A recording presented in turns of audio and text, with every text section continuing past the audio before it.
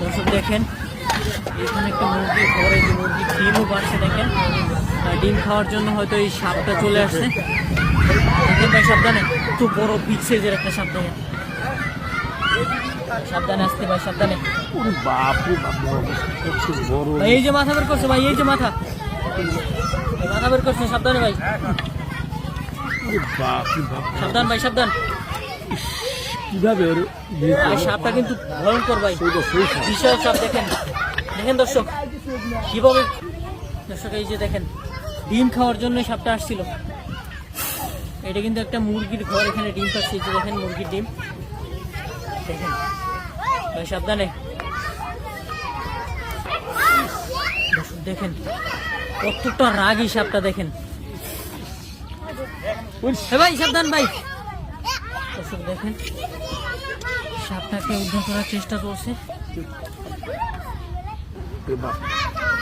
ভাই, সাবধান ভাই, ভাই বেরোচ্ছে কিন্তু।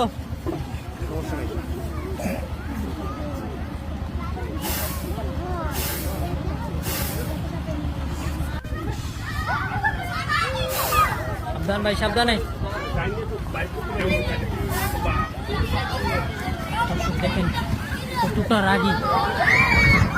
সাবধান ভাই সাবধান,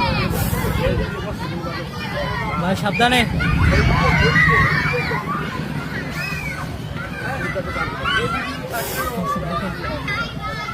একটু পরিমাণ শক্তি সাপের গায়ে,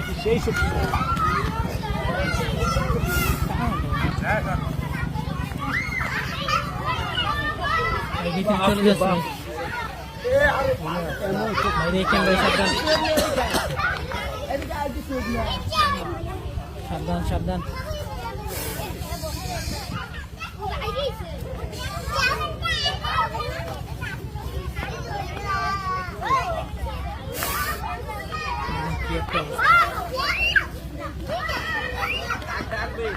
ও ভাই, ভাই সাবধান ভাই, দেখেন দর্শক, দেখেন দর্শক